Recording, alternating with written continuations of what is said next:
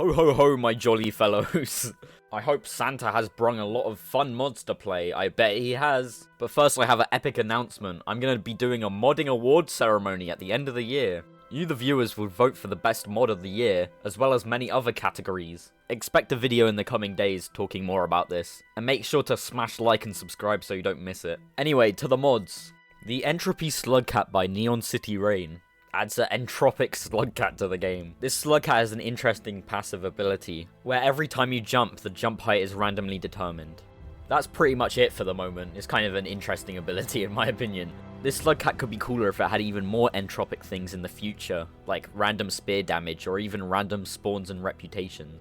Gift World by Nacu brings the Christmas spirit into Rain World. Presents will now randomly spawn throughout the world, and can be opened for random items.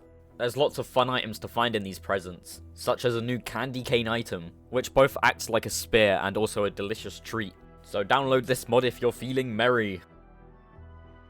Porlgatory by Alduris is a simple mod that replaces most spawns with scavenger spawns. So for example, where a batfly would spawn, a scavenger spawns. A fun challenge is trying to get the Ascension ending as Artificer with this mod on, good luck.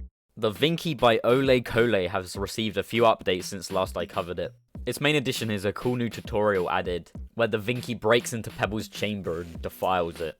Spray paint can now be crafted with a rock and a valuable or coloured item, with differing values of items resulting in different grades of spray paint. These grades I think only affect durability of the spray paint, but it's an interesting crafting system. There is now a ton of graffitis added to the spray paint's random pool, so you can tag areas with even more wicked style. You can also tag creatures themselves with graffiti, unwillingly changing their colours. Sadly, this only really works for lizards and slugcats. Hopefully they add support to most creatures in the future. 5 Pebbles now has no rot in his superstructure, since the Vinki takes place before Spearmaster. And Looks to the Moon now has new dialogue, but I'll let you experience that for yourself. Overall, a good update to the mod. Hopefully some general world state changes and more spots to do big graffiti murals are added in the future. Outspectors by Lex adds a new variant of the Inspector. Get it? Because Outspector? The Outspectors are malformed versions of the Inspectors, caused when iterators are under a lot of stress. They are always hostile to the player, making them quite a dangerous threat if you run into them.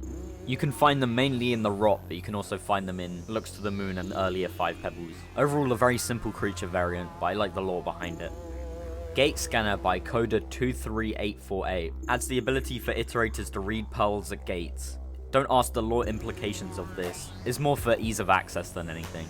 I love the little touches like the animation and glyphs the gates has when it's reading a pearl. This mod is also compatible with custom gates and pearls, so if you want to actually finally read modded lore, you can.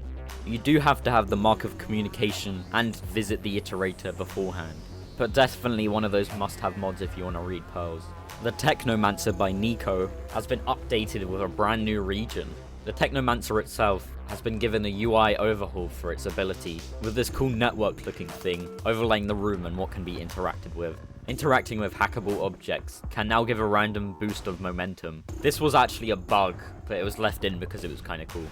Anyway, onto the new region, Train Line.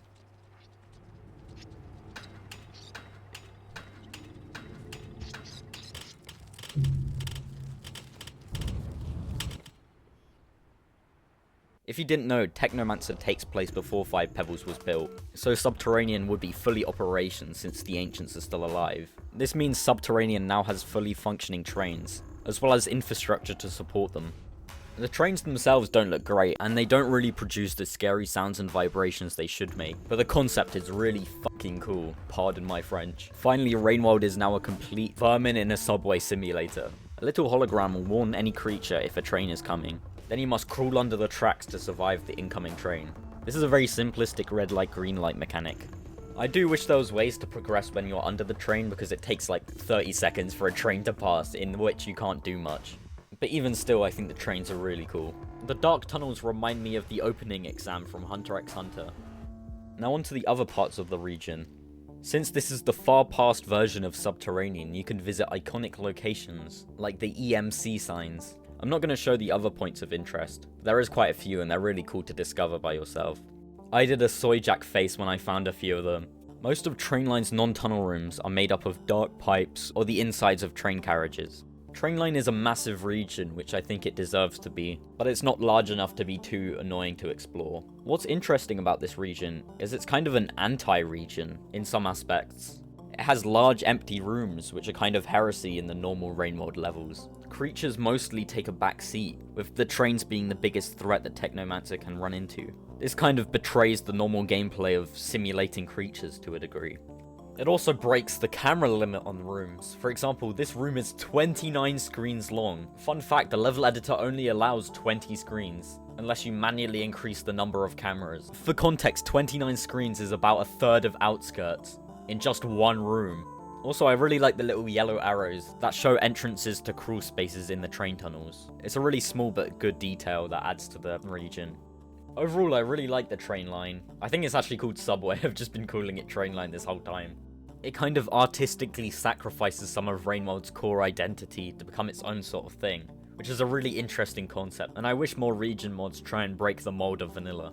Everything about the region is subject to change, and obviously this is like the first region of 10, so expect more from the Technomancer in the future, or perhaps the past.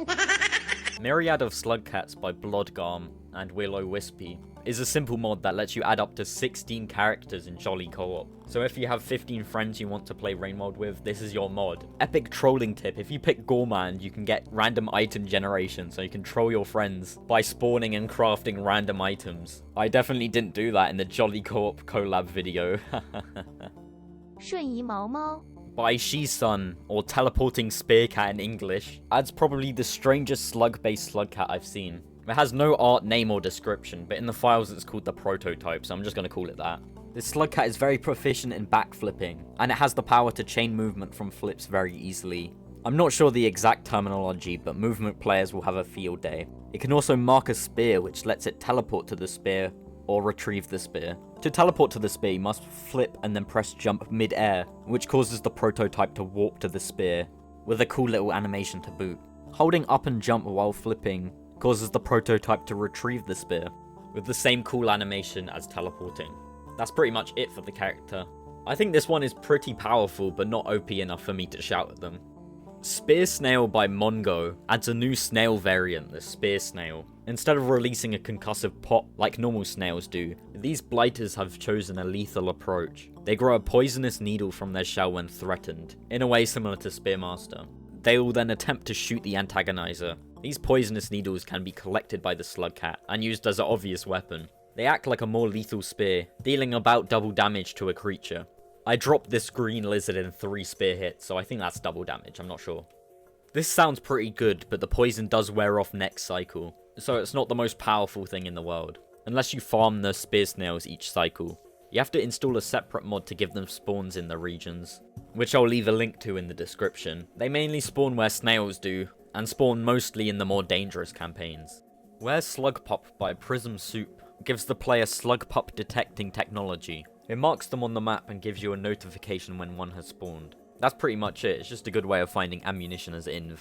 The Gravelita by King Max the 2 has been updated and now has a fully functioning campaign, complete with new echo and iterated dialogue, new lore plus a fully functioning ending.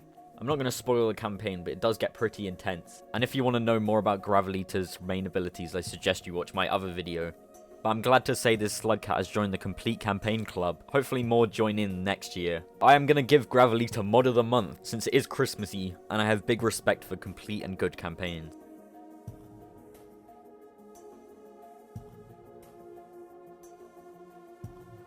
Yeek fix by Willburd and Vigaro unlobotomizes the Yeek creature.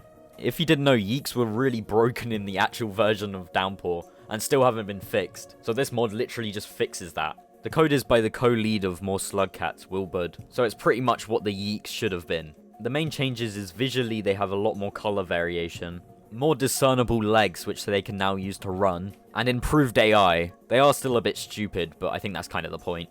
Overall, this is one of those mods which you should download. Like, why aren't they in the actual game? Like, if anyone from Akupara or Video Cult is watching, I plead you, please just fix the Yeeks.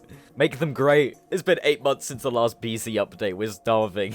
Anyways, I had fun watching the Yeeks in Outer Expanse, and I like this bit of footage where the scavenger was trying to do a standoff with a Yeek and then died to Wormgrass. It was kind of funny. Anyway, that's all the mods in this month's video.